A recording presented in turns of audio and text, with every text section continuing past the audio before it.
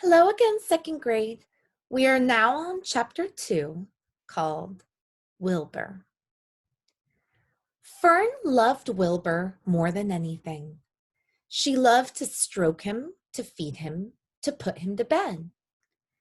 Every morning, as soon as she got up, she warmed his milk, tied his bib on, and held the bottle for him. Every afternoon, when the school bus stopped in front of her house, she jumped out and ran to the kitchen to fix another bottle for him. She fed him again at supper time and again just before going to bed. Mrs. Arable gave him a feeding around noontime each day when Fern was away in school. Wilbur loved his milk, and he was never happier than when Fern was warming up a bottle for him. He would stand and gaze up at her with adoring eyes. For the first few days of his life, Wilbur was allowed to live in a box near the stove in the kitchen. Then, when Mrs. Arable complained, he was moved to a bigger box in the woodshed. At 2 weeks of age, he was moved outdoors. It was apple blossom time, and the days were getting warmer. Mr. Arable fixed a small yard specially for Wilbur under an apple tree and gave him a large wooden box full of straw with a doorway cut in it so he could walk in and out as he pleased. "Won't he be cold at night?" asked Fern. "No," said her father. "You watch and see what he does." Carrying a bottle of milk, Fern sat down under the apple tree inside the yard. Wilbur ran to her and she held the bottle for him while he sucked. When he had finished the last drop, he grunted and walked sleepily into the box. Fern peered through the door. Wilbur was poking the straw with his snout. In a short time, he had dug a tunnel in the straw. He crawled into the tunnel and disappeared from sight, completely covered with straw.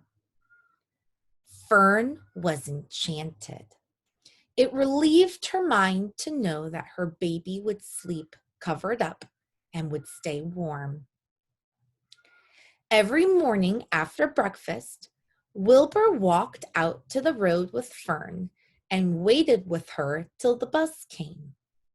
She would wave goodbye to him, and he would stand and watch the bus until it vanished around a turn. While Fern was in school, Wilbur was shut up inside his yard. But as soon as she got home in the afternoon, she would take him out and he would follow her around the place. If she went into the house, Wilbur went too. If she went upstairs, Wilbur would wait at the bottom step until she came down again. If she took her doll for a walk in the doll carriage, Wilbur followed along. Sometimes on these journeys, Wilbur would get tired, and Fern would pick him up and put him in the carriage alongside the doll.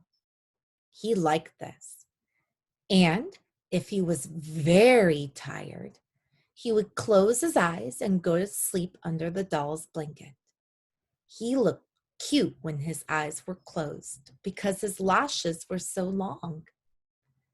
The doll would close her eyes too, and Fern would wheel the carriage very slowly and smoothly so as not to wake her infants.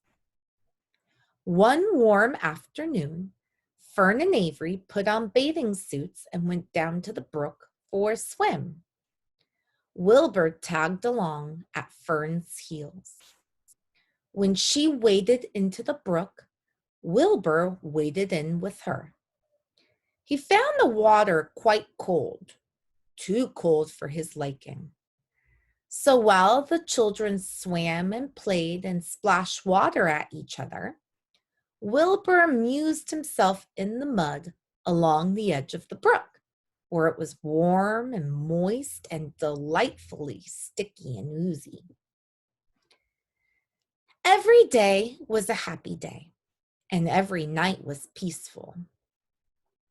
Wilbur was what farmers call a spring pig, which simply means that he was born in springtime. When he was 5 weeks old, Mr. Arable said he was now big enough to sell and would have to be sold. Fern broke down and wept, but her father was firm about it. Wilbur's appetite had increased, and he was beginning to eat scraps of food in addition to milk. Mr. Arable was not willing to provide for him any longer.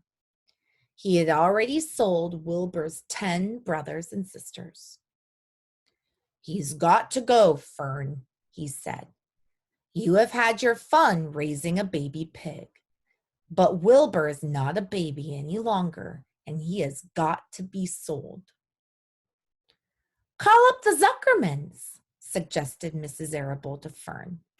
"Your Uncle Homer sometimes raises a pig, and if Wilbur goes there to live, you can walk down the road and visit him as often as you like." "How much money should I ask for him?" Fern wanted to know. "Well," said her father, "he's a runt. Tell your Uncle Homer you've got a pig you'll sell for $6 and see what he says." It was soon arranged.